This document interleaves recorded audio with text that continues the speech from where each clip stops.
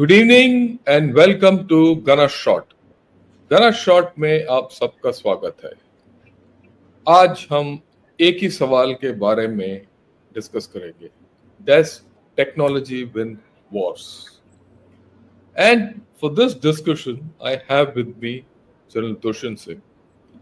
Good evening General Dushyant and welcome to Gunner Shot once again. A Thank you. very important question we're going to discuss today. Does technology win wars? Why? Thank As with Klaus and you, we have done a series of programs on technology in battle and how technology is changing battle. What are the important technologies? AI, and we spoke about space and many. Yeah. But ultimately, the question is, where does it lead to? Right? I mean, without doubt, there is no doubt that technology has impacted battle, but have people won? Right? What we'll do is, I'd like your initial comment, then I'll put you through a presentation which I Yeah. have made, and we'll keep discussing as we go along various facets of this business of technology.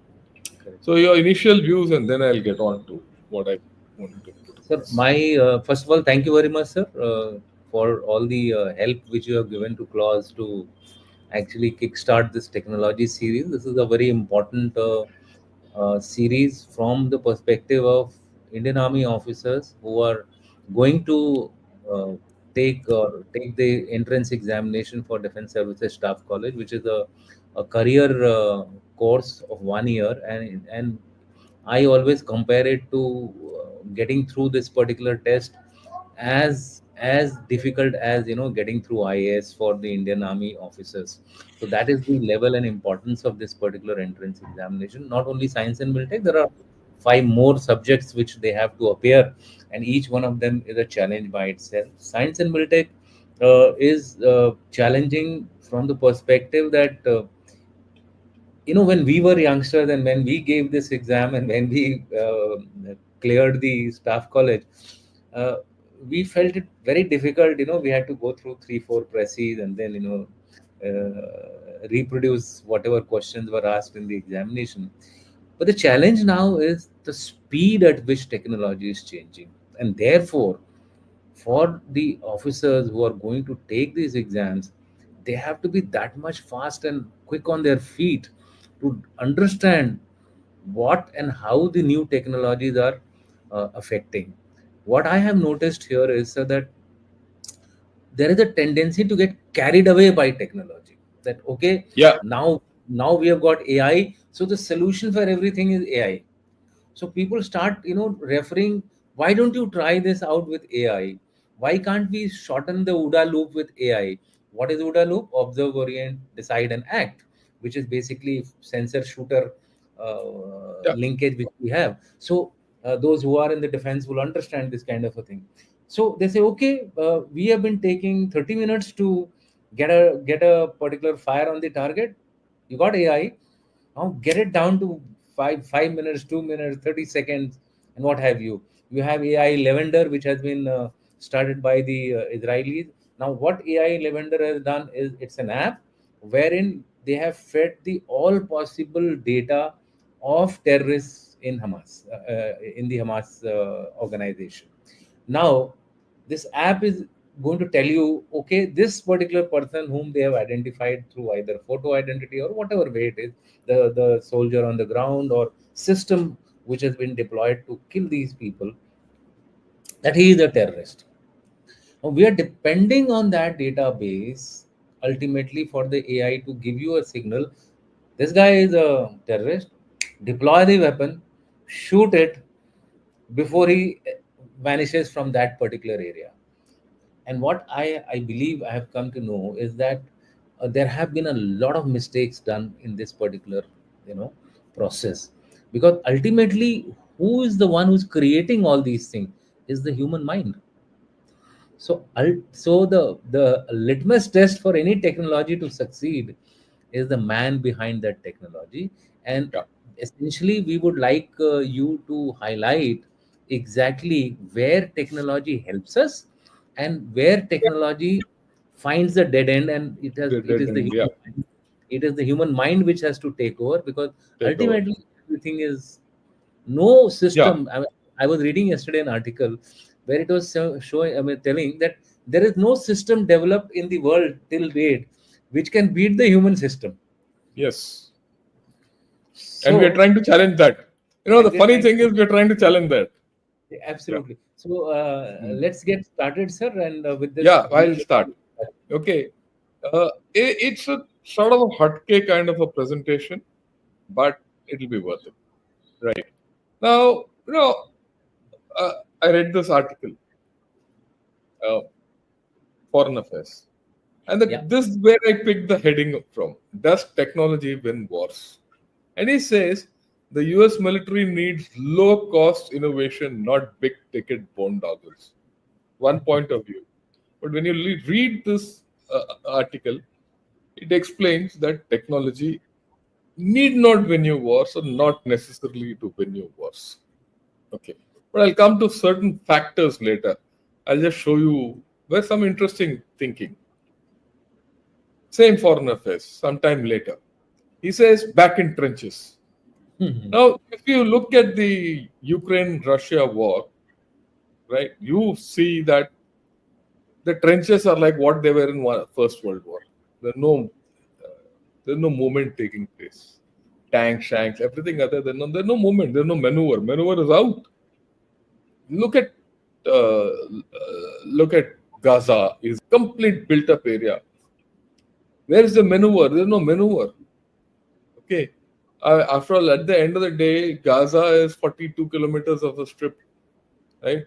I start from one end of the beach in Chennai, I go to the other end, it's 56 kilometers. Yeah, absolutely. It's more than Gaza. And that place, people have been fighting over the past 8 months. No, nothing has happened. It's not, why technology hasn't revolutionized warfare. This is a question. I will say why technology has not revolutionized warfare in either Gaza or in Ukraine or in South China Sea, where, Philippines is showing a ungli to China. One of these days we'll cover that also.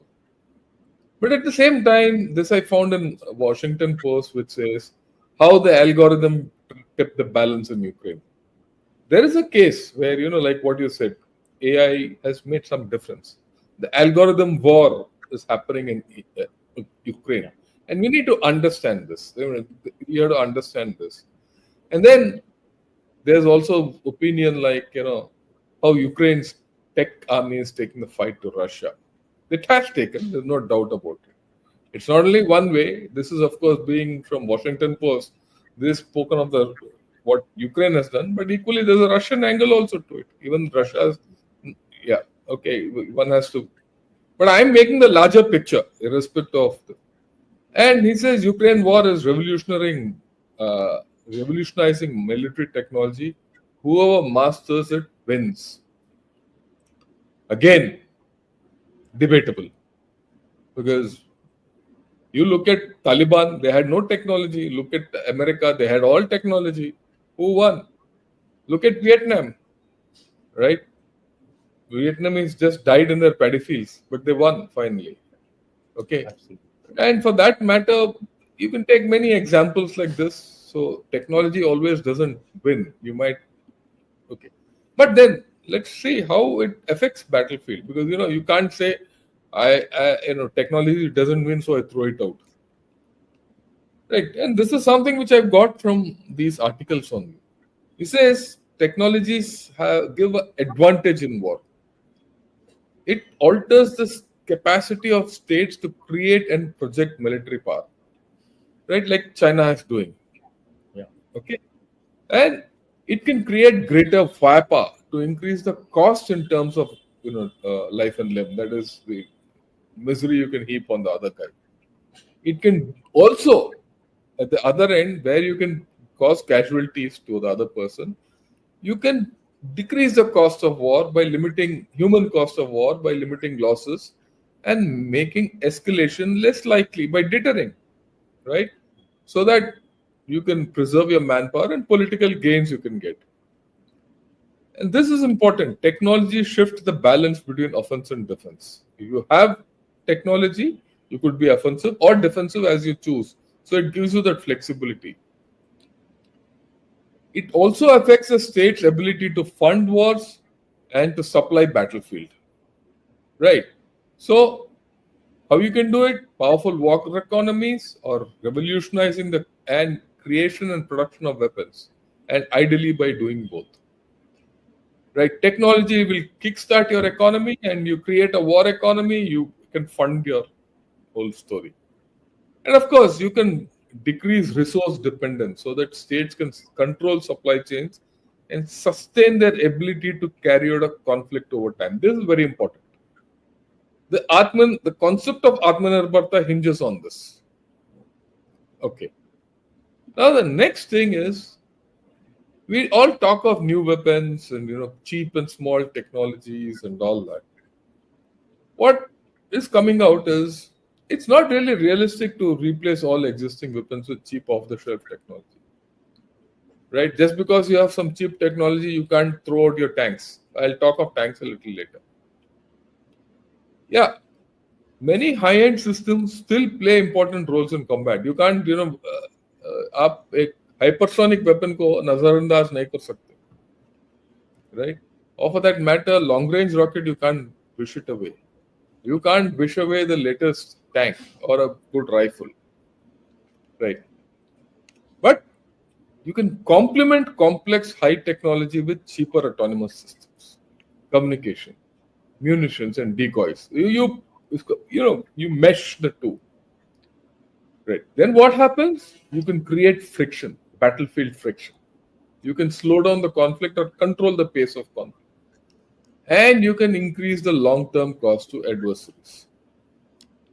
Right. Now, is that happening in Ukraine? To a large extent, it is. It could be sacrificial in nature, but the cost to Russia is increasing by the day. You forget about Ukraine. Ukraine is gone. Right?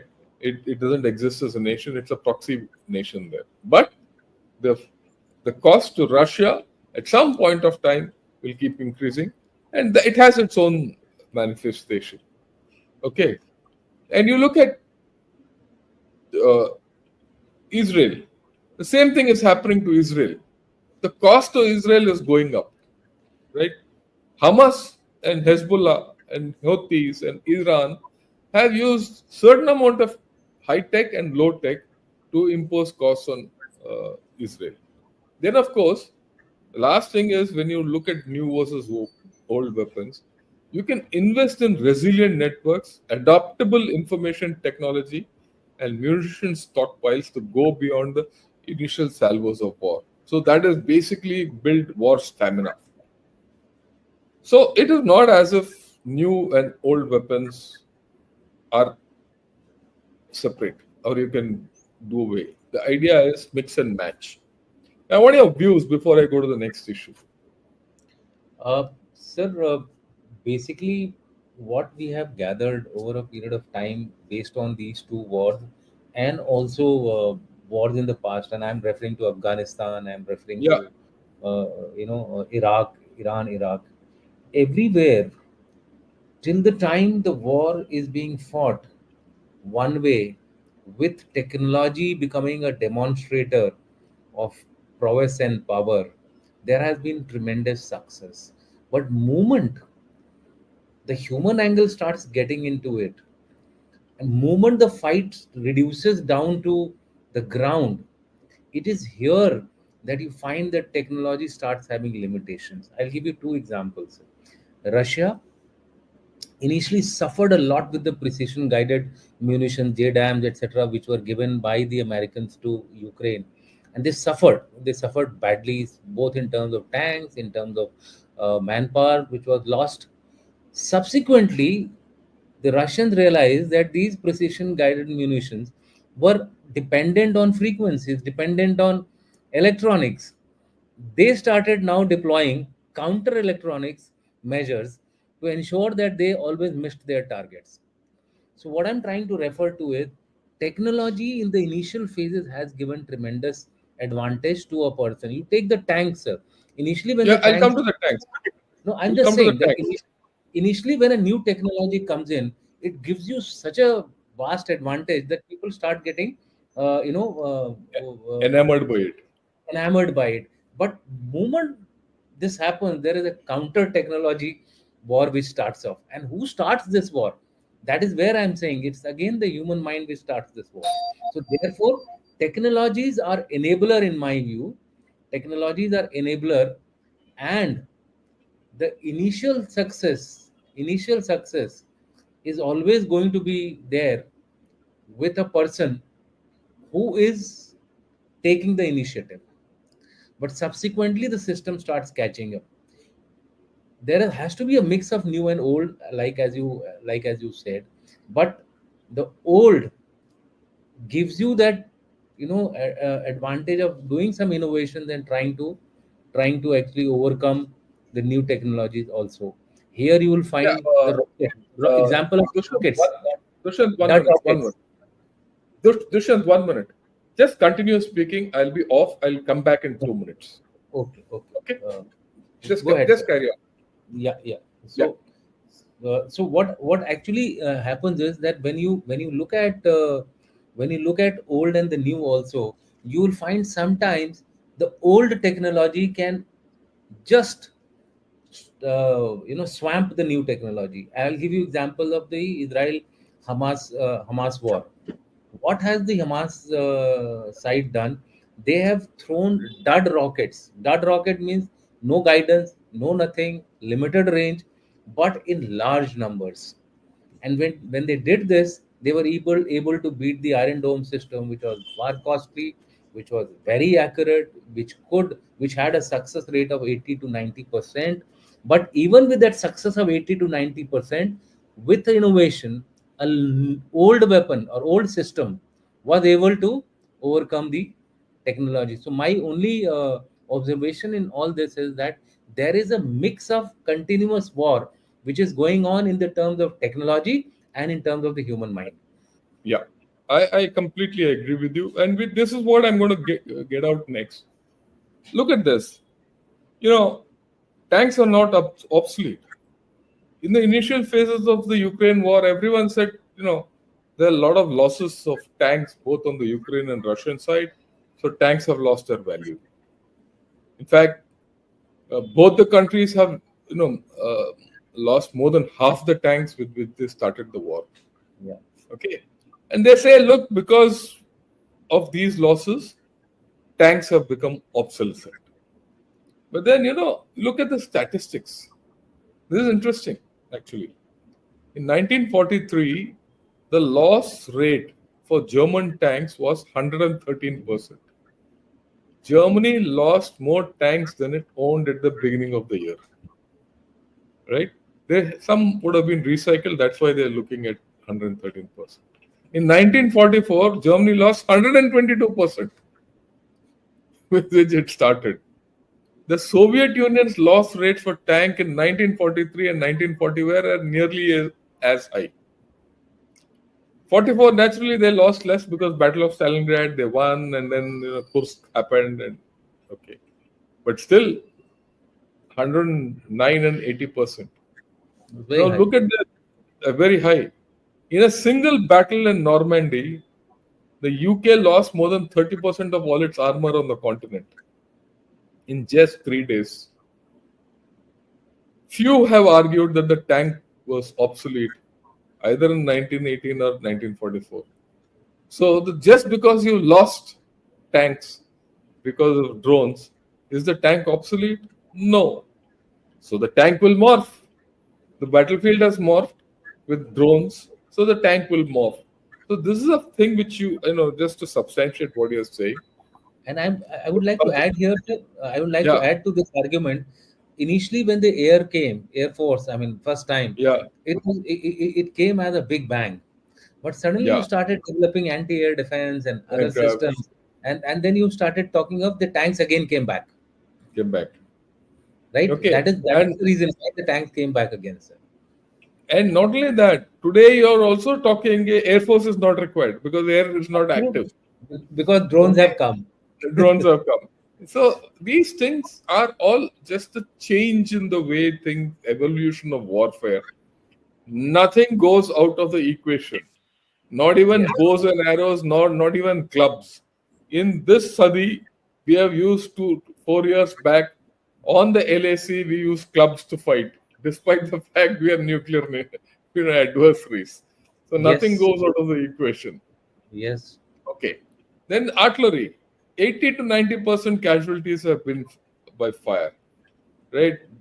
Right. Fighting in Ukraine features armies using drones to find enemy targets, which we all know, and then using network communications to quickly relay the information for precision engagement of guided artillery. This is the popular perception. But not all artillery in Ukraine or in Russia is guided. Most Precision of guide. it is dumb old rounds. But Dumb what is round. important? Yeah, what is dumb, uh, artillery? But what is important? The important thing is that the old artillery, the old weapon systems have done mix and match. They've been teamed up with new systems like drones, reconnaissance, targeting, and UAV. made the old artillery new or more effective. Okay, I still remember, Kargil war. Uh, the we had Bofors, we had Grads, we had 105s and all that. The Pakistanis did not have any mountain equipment, right, fit for those heights. What did they do? They they brought up the old 5.5-inch guns, stripped, carried it piece by piece, assembled it on those heights at 14, 15,000, used it innovatively because the 5.5 also doesn't fire high angle. They I used mean, with a so why go far away? Zozila, what did we Zotila do? What did we did do? do. Yeah. We got the And entire squadron of armor at Zozila Pass. Zojila Pass. And these Pakis with 5.5-inch guns, which were of Second World War, fought and destroyed the Kargil ammunition dump. Similarly, what you are saying, we took tanks to Zojila Pass, where the people never expected tanks, right? So innovation is probably the more important thing, and that is Yes. what the whole idea of taking this is you can have all precision ammunition, but you still need normal artillery, the normal tanks, the normal infantryman. These three तो इसके बिना आपका गुजारा नहीं है battle के अंदर. Now, there's another very interesting piece I saw. It says the real contest with China. It says is Washington needs a comprehensive industrial strategy to outpace Beijing. Your capacity. Technology is not on the battlefield. Technology needs to be applied in your industry. Unless you revolutionize the industry, you can't fight battles. He says war in Ukraine shows that the age of industrial warfare has not passed. Countries still need a lot of artillery, tanks, and old-fashioned weapons. It's been a wake-up call to Western countries because they have not been able to produce artillery ammunition and other ammunitions. Right? 90% of the weapon systems being employed by both sides, aircraft, tanks, and artillery, and the like, were developed and often produced in the 20th century. Sir, Okay? I like to add a Yeah, data. I like to add a data here, uh, yeah, given by Admiral Mike Gilday of the yeah, U.S. Army, U.S. Defense Forces. He says after the 100 days of war, when the U.S. approved Javelin and Stinger missiles, old, they are not new yeah. missiles. They They are are old. fairly vintage missiles being transferred as aid to Ukraine. The Raytheon manufacturers and Lockheed Martin manufacturers, they gave out a statement saying it will take us years. It will To take us make. to go back to pre-war status.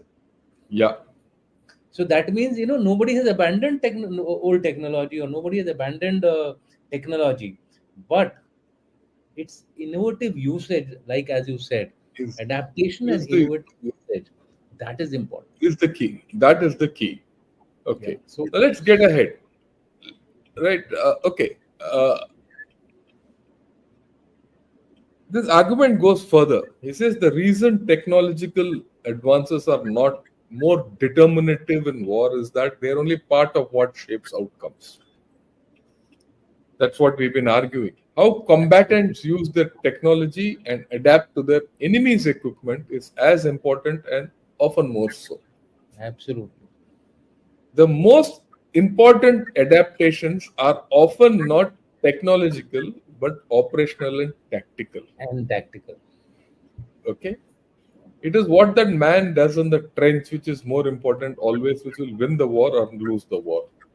Yeah, They involve changes in the way armies use tools at their disposal. All these stories are all tools. correct. Okay. Over a century ago, armies developed tactics that reduce their exposure to enemy fire by exploiting dispersion, cover, concealment, and suppressive fire. Has this changed? It has not changed. If drones have come, you need more dispersion, right? The fundamentals of warfare have just not changed. So, right. So this is what you know the nichode of technology is with all everything. So, So I want your views now, and then we can have a discussion. like for example, sir, well, I mean, what you have said in the last two slides is fully the reality. You take three aircrafts which are high end, high technology, man them with a pilot, and ram it into World Trade Center. What is that, sir? That is Innovation. innovation. That is innovation. That is ideation. It's not new. Look at the Japanese, what they did with Japanese kamikaze fighters. What did they do? They took their aircrafts and rammed them into the ships on the sea Yeah, during Second World War. We are talking of Second World War, sir. So it is a simple fact which comes out that technology and a human mind both are required for you to win wars. If we assume that only technology can win us war, I think we are wrong. If we think that only the human being alone without getting equipped properly can win you the war, I think we are wrong. It is a good mix of human versus and technology, new versus old, all these mixtures together used ingeniously to the situation prevailing on the ground at that particular moment in the warfare, in the battlefield, will win you wars. So therefore, strategy, strategic, operational, and tactical level, all three levels have to combine. More so, innovations and adaptations are more applicable at the operational and the tactical level, which is tactical level. which is where you will find that the difference start taking place in terms of results and outcomes. Yeah. At the end of the day, that Santa Singh and Banta Singh sitting in the trench have to hold, Absolutely. have to Yes. hold line, right? That whatever fire he has on his shoulder or which comes from behind has to be effective on the enemy. How you make it do is it doesn't matter. Correct. Okay. And if you see, that has been the critical difference between what we have been able to achieve in high altitude and what the Chinese have been able to demonstrate so far, right? And it is not, I'm not trying to this thing, but I think the critical difference is they have all the equipment. We all Yeah. know that they have better equipment, they have better infrastructure, everything. But yet, why are they not even prepared to fire one round? After all, we've had three skirmishes almost, Doklam, 2020, and Yangtze. And not even at one place did they attempt to fire a round or use all the force which they had. And not only that, you look at Philippines. In fact, I was thinking, Yeah. the, what's happening in Philippines, in South China Sea and Philippines. For the past 8 months, 10 months, they've been dashing each other with boats. Water cannons have been firing, everything. But the Chinese have not fired a single round so far. They're very careful of not firing weapons. Very careful. Yeah. Okay, why? They're not confident of handling it. Right? Okay. It's not a one side. Unfortunately, war is not a one-sided affair. Okay. In my experience, and I'm sure it's your experience too, I find the more dangerous enemy for us is the Pakistani, who can They fight have better. They do a lot of innovations. If you really see, Yeah, 20 Mumbai attack, yeah, fantastic usage of innovation. human innovation. You look at any of these attacks. What did they do in Akshardham? They went right on two guys, just two people. They went right on top of the mandir's highest point, and from there they were killing anyone and People. everyone who was coming in their sight. They knew that they were going to die, but before they before they were dead, I think they took so many people along with them. It is unbelievable. It is unbelievable. So technology has its limitations against a human mind, and that is why we said that human system is the best system today, which is existing till now. Unless Yeah, the AI becomes so adaptive that it starts beating the human mind, I think we should take it with a pinch of salt, that we must look at technology and human beings as some kind of complementing each other, and then I think we will win wars uh, automatically. in a more effective manner. That's Yeah, the that's some nichode of this discussion which we have had today. So, and what you said about AI yesterday, it was yesterday only I spoke about AI to everyone. yeah, Yeah, at this point of time, we have narrow AI. It is repetitive AI. I would say the AI which we normally use is more of, a learning, high-end machine learning or deep learning, right? absolutely. It's more predictive and more classificative in nature. It's more statistical in nature. It's not original in nature. It's not original in nature by any stretch of imagination. That is still away, and the moment it becomes original, the thought process of that originality has to start in the third level. So we are far away. When people say AI will rule the roost, robots will rule the roost, and all, it's all bunk.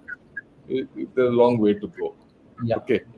it's Now the not it's next not thing, which it- yeah, it's not go ahead. it's not out of possibility, but it is But still some distance away. it's It's all, some distance away, yes, and when it comes, we'll handle it.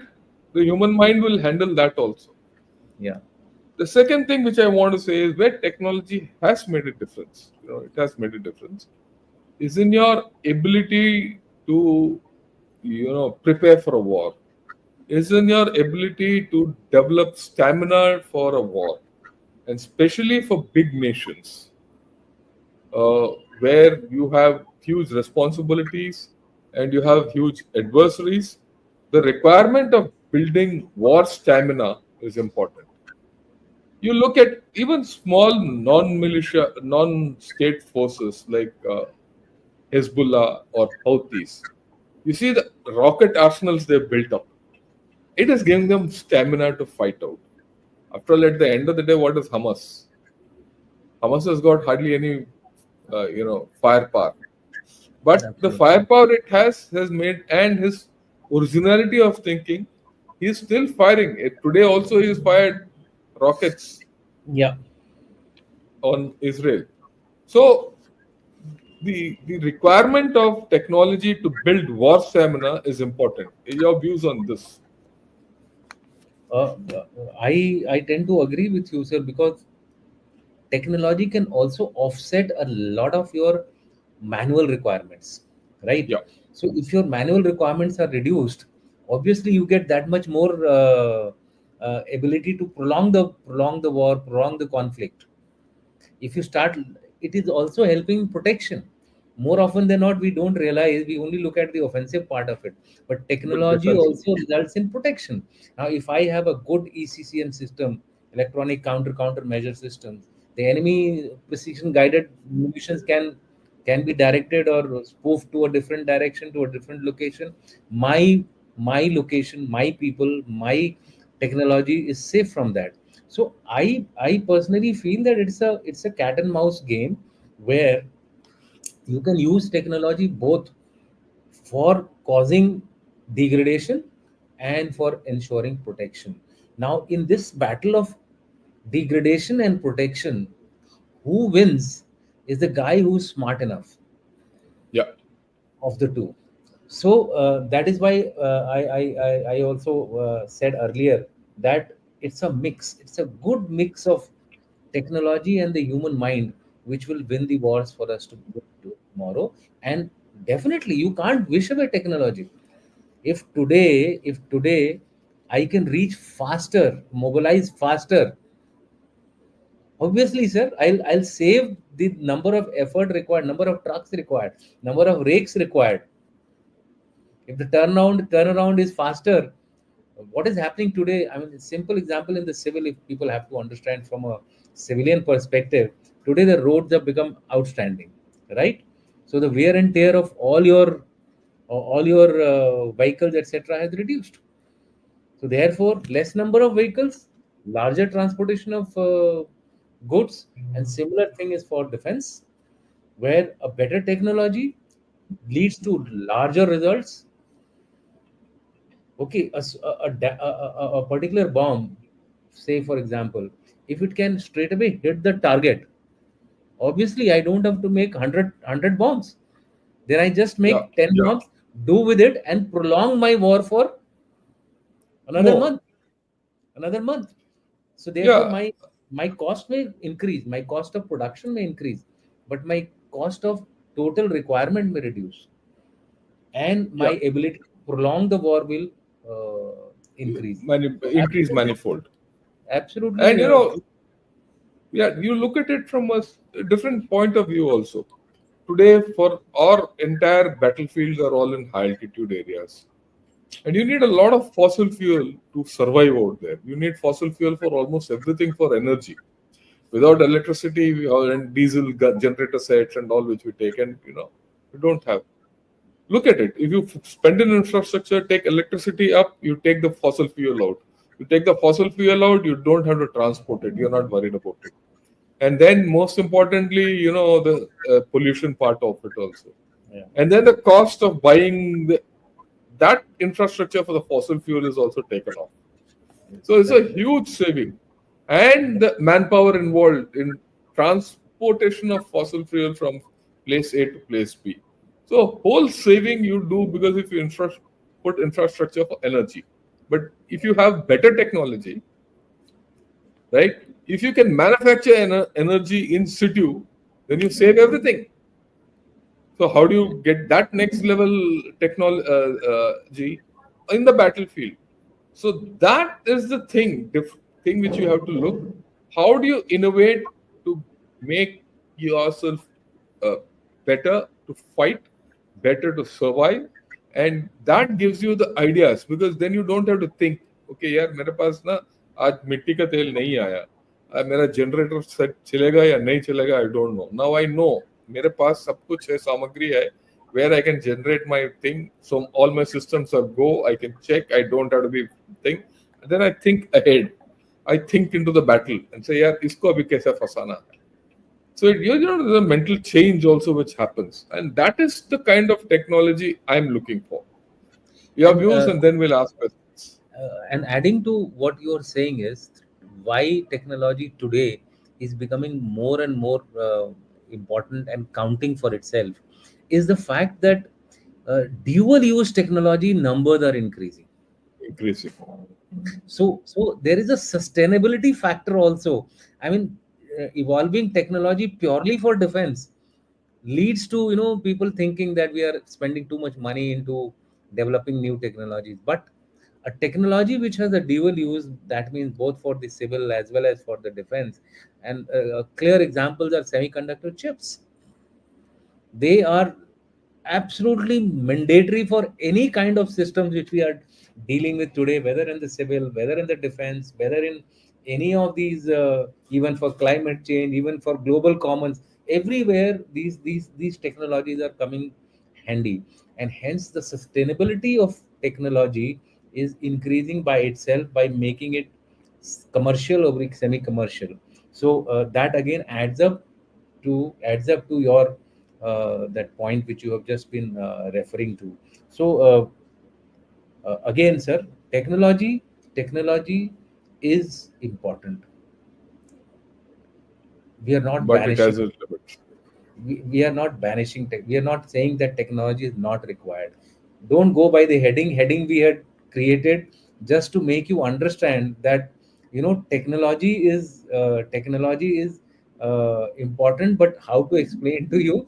We said, we gave that title, "Can Technologies Win War?" So that you understand the limitations of technology and you understand the importance of human being, both. So, Yeah. limitations of technology and importance of the human mind. Unless these two are understood by people who are practicing war at the tactical level or at the operational level, I think we will not be able to fully go ahead and win wars in the future. Look at our wars, which we are fighting today. Sir. All the wars. People talk of gray zone. People may say, कि sir, gray zone में क्या Yeah, technology yeah, की everything is in gray zone today. So I mean, cyber is what technology, but A how, complete gray zone. yeah, how to use that cyber technology is where the human mind again comes in. So therefore, I think it's a good mix of the two, which we have to now continuously focus on, and maybe rather than indulging in large wars, time Go has come for. to do small wars. Otherwise, Yeah, we'll we'll see get how stuck. it goes. Otherwise, We'll we see may how get it goes. yeah. Otherwise, we'll get Maybe. stuck like Ukraine and Israel. Yeah, yeah. We don't have to. In fact, maybe we have to look. This is my view because you said it. I think we have entered a time where hybrid is the new norm, Yes, and we have to start looking at gray zone very seriously. correct, A sir. gray zone has to be matched by another gray zone, Absolutely. right? And then the other chap will know very fast as to what we mean, Correct. right? Okay. Shall Yeah. we take some questions? Yes, sir. I think Yeah, we'll we take a few have questions. We labored have some enough time. on importance. Yeah. He says, glad to see General Dushyant Singh after a long time on vlogs. I wish he could come more often. I also wish he could come more often. But he's heading a think tank. Okay, he's heading one of the most important think tanks for the army. So I'm very glad he's joined us today. Okay, uh, we know and discuss about how tech can win wars. Let's consider the opposite for a moment. What are the battlefield? What are the scenarios, battlefield circumstances in which technology can make you lose? Example, 7th October. That's what we've been talking of. That's what Yeah, we want. yeah, yeah. I mean, this is exactly what our thrust has been. The over reliance on technology by the Israelis led to the human mind not thinking that it's a holiday, right? The enemy is likely to take advantage of a particular level of preparedness of a particular force which is opposing them, and they did exactly that. It was human mind innovation coupled with some technological support which they got from Iran, possibly. I mean, that's what the story says. So and they created a scenario for Israel which has now landed. Of course, Hamas has Hamas, and more than Hamas, the people of Lebanon, people of Palestine have really suffered. But the fact is, on that particular day, the tactical victory went to Hamas because Hamas. of their advantage of using human mind with technology over reliance of the other force on technology. They use shadows. I went through a presentation where they've used the shadow of the technology to come close to the wall which was separating between the Israel and Hamas region, and then enter the tunnel and get across to the Hamas area. So these are human ingenious things which people do to overcome technology, which we don't realize. Yeah. When we don't have a full understanding of the subject matter, we conclude that it is either superior to our intellect or God sent. Either way, our brain switch off. Your views. I mean, if like I said, if you start thinking that I have got a Brahmastra and now nobody can defeat me, I think that's the Then day. That is the day that when way you you are defeated. Your end has started from the day when you think of that. think Absolutely, that. fully agree with you. No one beats a human mind. Yeah. Yeah. Okay. I see progressive use of technology in future warfare with some instances where technology plays a very important role over conventional views of both generals. All yours. See, as far as use of technology is concerned, Yes, you are seeing this trend across the board, whether it is in terms of intelligence, surveillance, reconnaissance, whether it is in terms of hitting the target, precision guidance, whether it is in terms of protecting yourself from a similar technology being applied on you. So you are having counter technologies coming in. The drones they started off with a big bang. Now you have a very good counter drone systems which have now come up, which are actually posing a problem from drones to survive in the air. I think this is a battle which is going on. But to say that over conventional, I think that's a little misunderstanding of the area. Everything is conventional. Use of drones can be done in a conventional war also, and use of drones can be done in a No, unconventional war. So like for example, the Armeco oil field strike, it was a totally unconventional usage of the drone drones. missiles.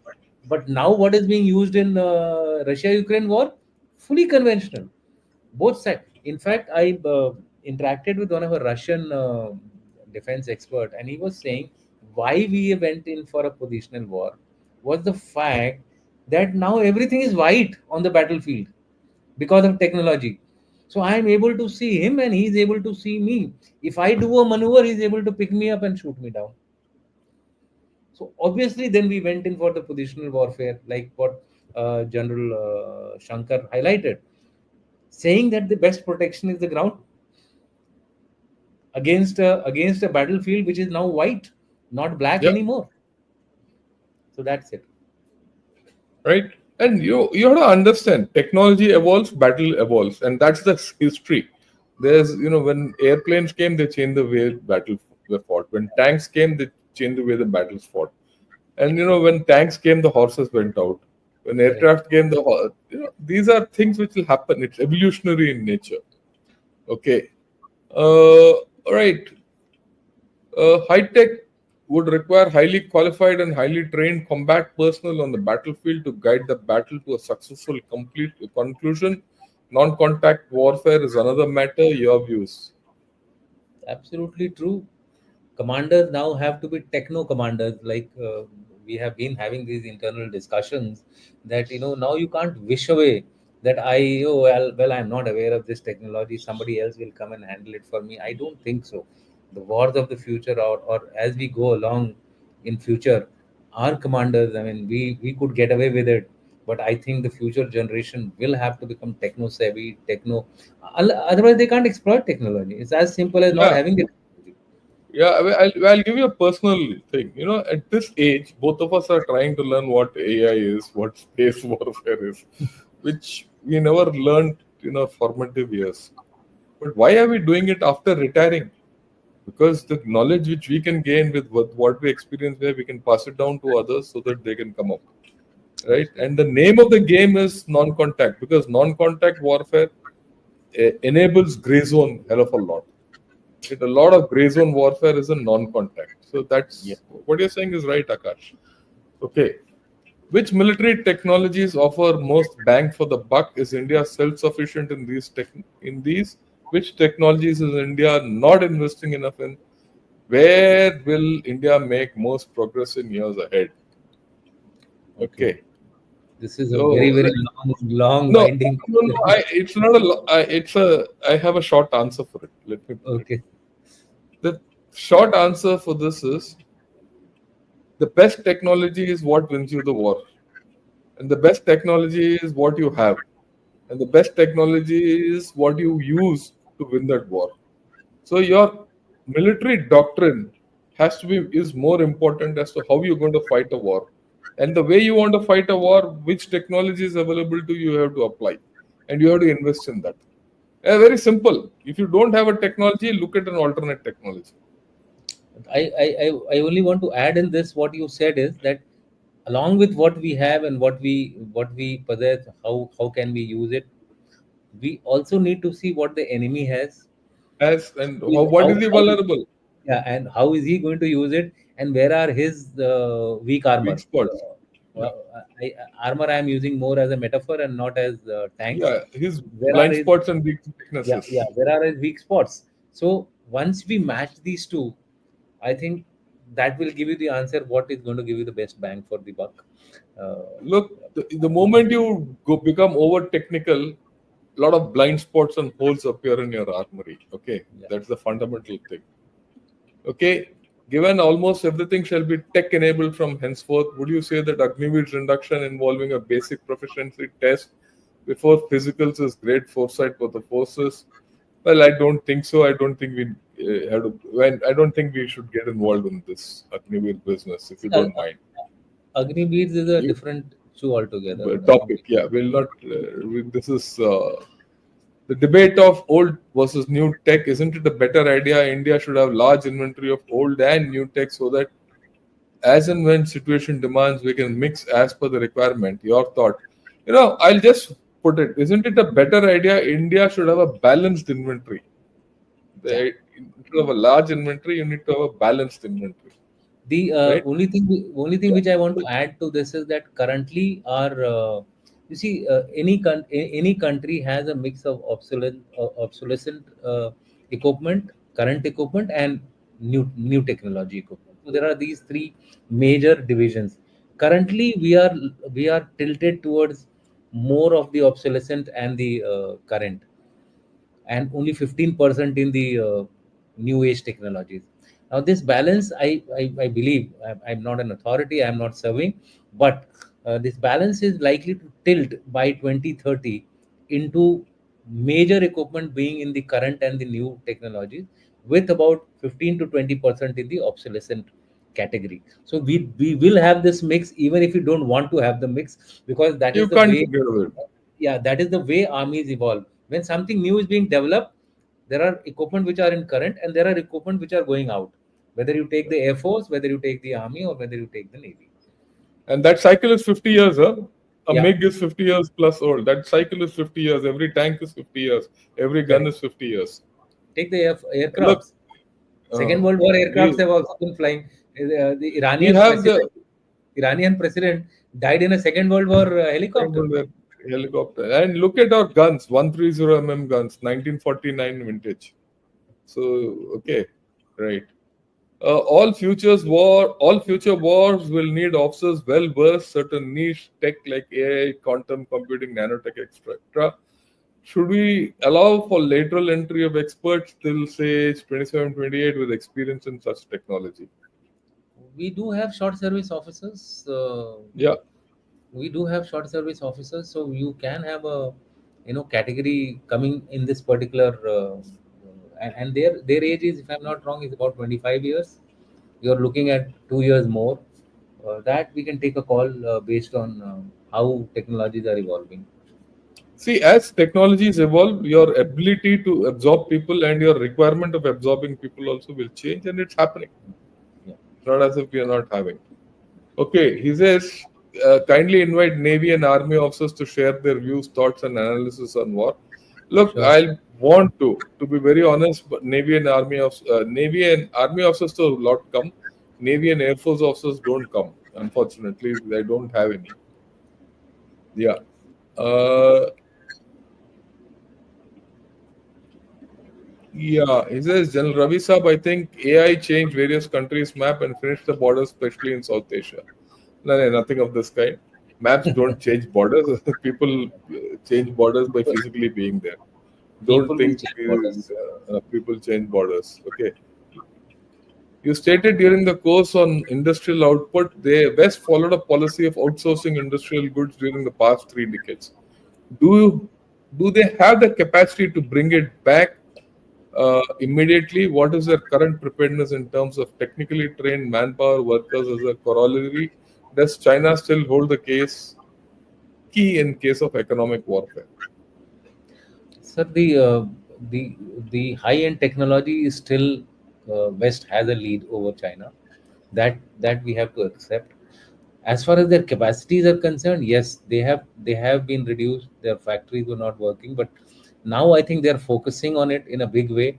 But it will still take them, like I gave you the example of just simple Stinger missiles. It is going to take them almost 2 to 3 years or maybe more to actually get back to their old stock levels, leave aside going beyond that particular level.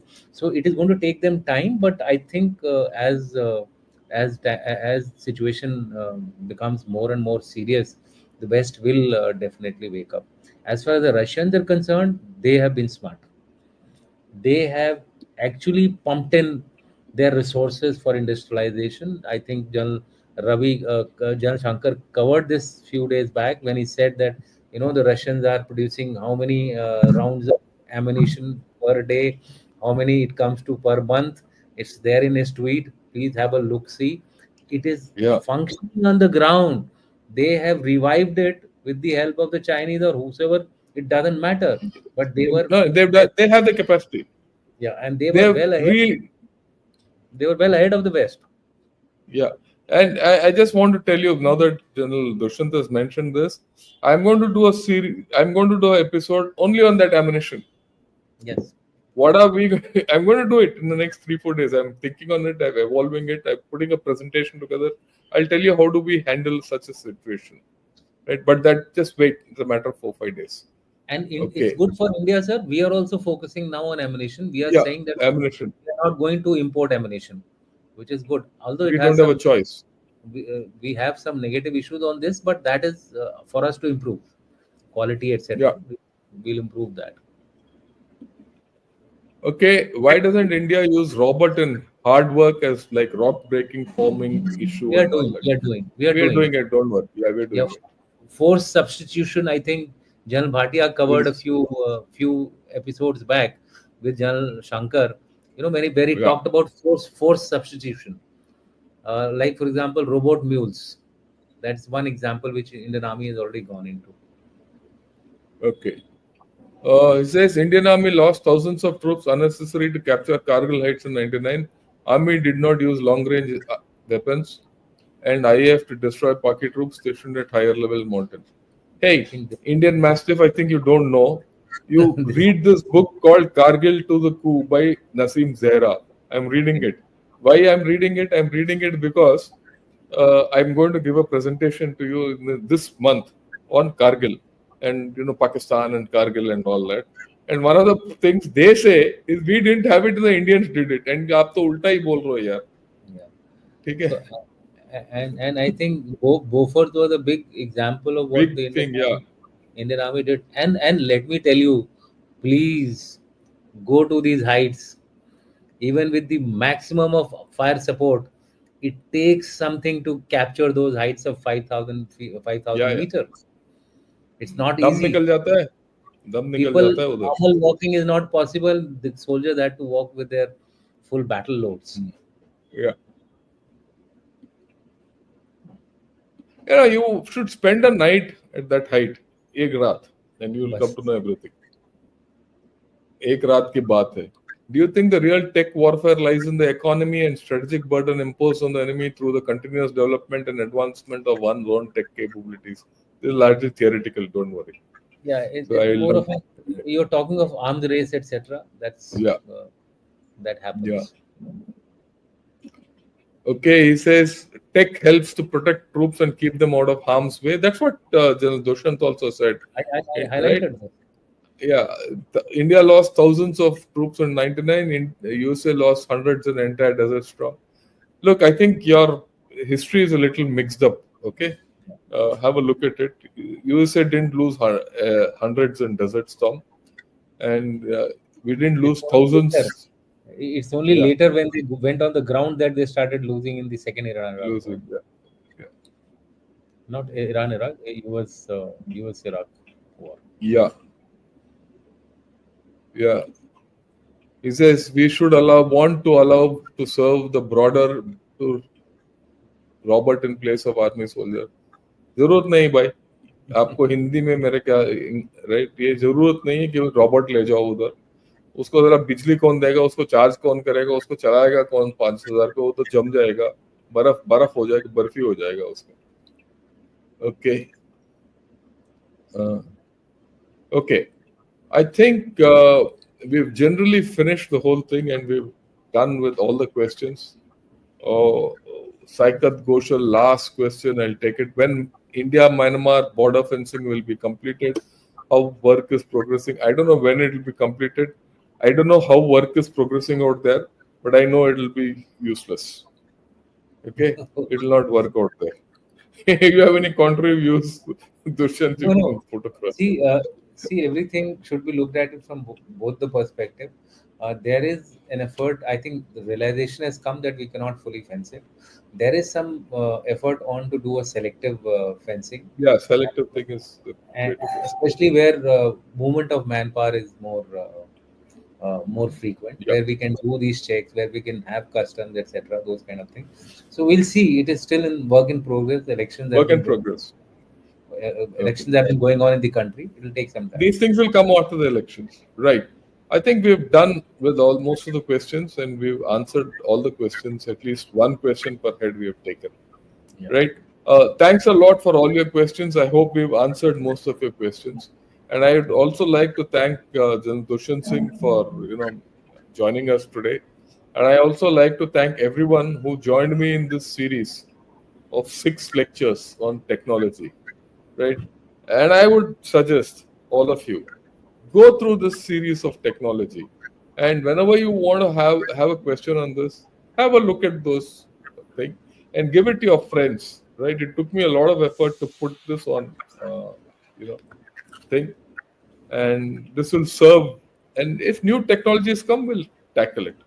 Anything you want to say, Dushyant? Otherwise, we'll I, say I Jai Hind. just I just want to inform people who are interested in the staff college that I'm going to put out a sample question paper model, and that will be discussed with General Shankar in one of the next few days, and that you should watch so that you know how to actually put all this knowledge on the ground, on the Yeah, paper, in the examination. That's yeah, just for your benefit. We are putting it out I mean, essentially to ensure that maximum of you clear the exam, rise to become big senior officers, and do well for the Indian nation as Indian, such. yeah, for the nation. Yeah. Okay. So thanks a lot, Dushyant. Good evening to you and the rest of the people. Jai Hind, and we'll meet tomorrow. Thank you, sir. Jai Hind.